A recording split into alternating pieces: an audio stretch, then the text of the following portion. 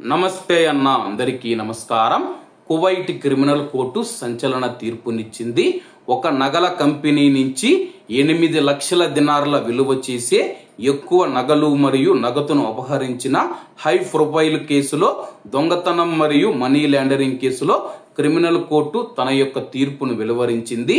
ఈ నేరానికి సంబంధించి 4 వ్యక్తులకు మనం చూసుకుంటే దోషులుగా నిర్ధారించి జైలు శిక్ష విధించింది. వివరాల్లోకి వెళితే ఒక నగల కంపెనీలో ఉద్యోగిగా పనిచేస్తూ ఉన్న భారతీయ ఉద్యోగి మనం చూసుకుంటే పాకిస్తాన్ వ్యక్తితో సంబంధాలు అయితే పెట్టుకోవడం జరిగింది. పాకిస్తాన్ వ్యాపారితో సంబంధాలు పెట్టుకొని అతనైతే 8 లక్షల దినార్ల విలువ చేసే బంగారు నగలనైతే దోచేసి అక్కడి నుంచి అయితే పాకిస్తాన్ వ్యాపారికి అయితే అమ్మివేయడం జరిగింది. 2002 నుంచి 2024 చివరి వరకు ఆ భారతీయ ఉద్యోగి కంపెనీ నుంచి నగలు మరియు బంగారు ఆభరణాలు మరియు నగదును ఒక క్రమ పద్ధతిలో దొంగలించాడని చెప్పి దర్యాప్తులు తేలింది. అరెస్ట్ అయిన తర్వాత దొంగలించబడిన వస్తువులను విక్రయించి తరువాత దేశం విడిచి పారిపోయిన పాకిస్తాన్ వ్యాపారితో కలిసి పనిచేస్తూ ఉన్నట్లు అతను విచారణలో ఒప్పుకున్నాడు.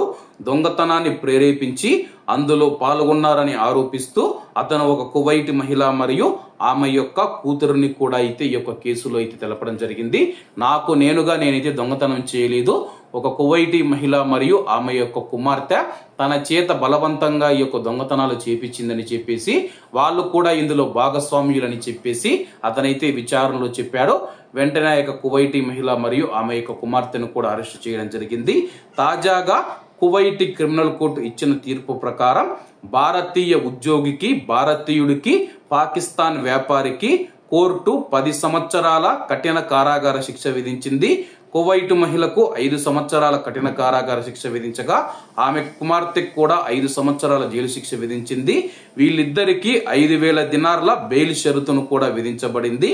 అలాగే 4 నిందితులకు సంయుక్తంగా 8,09,000 దినార్ల జరిమానా విధించబడింది. అదనంగా ప్రభావిత ఆభరణాల కంపెనీ దాఖలు చేసిన సివిల్ వాద్యాన్ని కోర్టు తగిన న్యాయ అధికారికి సూచించింది. 2002 నుంచి 2004 వరకు మనం చూసుకుంటే అప్పట్లోనే 8 లక్షల దినార్ల విలువ చేసే నగలు మరియు బంగారు ఆభరణాలను అయితే దోచుకొని పాకిస్తాన్ వ్యాపారికి అయితే ఒక భారతీయ ఉద్యోగి అయితే అమ్మడం జరిగింది. అందులో నా తప్పేమీ లేదు, 2 కువైటీ మహిళలు నాతో ఈ పని చేయించారని చెప్పి వాళ్ళకు కూడా చెప్పడంతో తాజాగా కువైట్ క్రిమినల్ కోర్టు సంచలన తీర్పునిచ్చింది. ఆ యొక్క కువైటీ మహిళలు పై కోర్టుకు వెళ్లి శిక్షను రద్దు చేయించుకునే అవకాశం ఉంది, కానీ భారతీయుడికి ఆ యొక్క పాకిస్తానీకి లేదు. కాబట్టి కువైట్ లో ప్రస్తుతం ఉన్న పరిస్థితుల్లో ఎవరు బలవంత పెట్టినా సరే కానీ చట్ట విరుద్ధమైన పనులు, దొంగతనాలు చేయవద్దని చెప్పి మరీ కోరుకుంటూ అందరూ బాగుండాలి, అందులో మనం ఉండాలి. అందరికీ నమస్తే అన్న, జై హింద్.